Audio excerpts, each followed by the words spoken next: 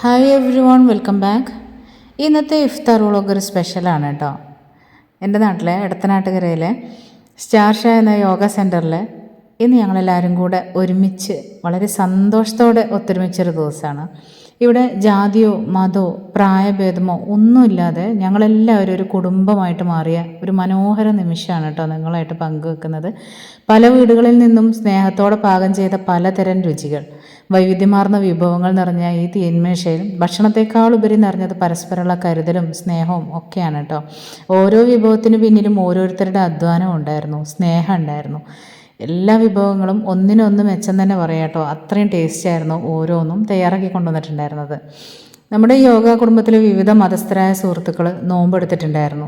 നോമ്പ് തുറക്കാൻ അവരെ സഹായിച്ചും ഒത്തൊരുമയോടെ ഒരുക്കിയ ഈ ഇഫ്താർ വിരുന്ന് മാനവികതയുടെ വലിയൊരു സന്ദേശമാണ് കേട്ടോ ശരിക്കും നൽകുന്നത്. ഒരേ മനസ്സോടെ പ്രാർത്ഥനയിലും സന്തോഷത്തിലും പങ്കുചേരാൻ കഴിഞ്ഞത് വലിയൊരു ഭാഗ്യം തന്നെയാണ്. നമ്മൾ മനുഷ്യർക്കിടയിൽ സ്നേഹവും സാഹോദര്യവും വളർത്താൻ ഇത്തരം ഒത്തുചേരലുകൾ എപ്പോഴും സഹായിക്കട്ടെ. വൈവിധ്യങ്ങളെ ആഘോഷമാക്കി മാറ്റുന്ന ഈ നിമിഷങ്ങൾ എന്നും നമ്മുടെ മനസ്സിൽ നിലനിൽക്കുന്ന ഒന്നാണല്ലോ. കുറച്ച് ദിവസം മുന്നേ തന്നെ ഇതിന് ഓരോ മുന്നൊരുക്കങ്ങൾ തുടങ്ങിയിട്ടുണ്ടായിരുന്നു കേട്ടോ. പിന്നെ എല്ലാവരും ചേർന്ന് കൊണ്ടുവന്നതുകൊണ്ട് തന്നെ എല്ലാവർക്കും അതൊരു ഭാരമില്ലാതെ ചെയ്യാൻ പറ്റി. പിന്നെ ഒരുപാട് വിഭവങ്ങൾ നമുക്ക് കൊണ്ടുവരാൻ പറ്റി. ഒരുപാട് ഐറ്റം സ്നാക്സും അതുപോലെ തന്നെ ജ്യൂസും തരിക്കഞ്ഞി, നെയ്ച്ചോറ്, ബീഫ് വരട്ടിയത്, ചിക്കൻ കറി, പൊറോട്ട, പത്തിരി, അങ്ങനെ ഒരുപാട് ഐറ്റംസ് ഉണ്ടായിരുന്നു കേട്ടോ. അപ്പോൾ എല്ലാം നല്ല ടേസ്റ്റും ആയിരുന്നു. എല്ലാവരും നല്ല എന്താ പറയുക സന്തോഷത്തോടെ തന്നെ ഒത്തൊരുമയോടുകൂടി നോമ്പ് തുറന്ന് പിന്നെ നമ്മൾ അതിനുശേഷം എല്ലാവരും കൂടെ ഒരുമിച്ചുള്ള നമസ്കാരമൊക്കെ കഴിഞ്ഞ് നമ്മൾ നമസ്കരിക്കുന്ന സമയത്ത് ഹിന്ദുമതത്തിൽപ്പെട്ട സുഹൃത്തുക്കൾ അവരവിടെ ക്ലീനാക്കാനൊക്കെ നിന്ന് എല്ലാ സഹകരണങ്ങളൊക്കെ ചെയ്ത് മക്കളും തന്നെ എല്ലാവരും അങ്ങോട്ടും ഇങ്ങോട്ടും ഭയങ്കര കമ്പനിയായി.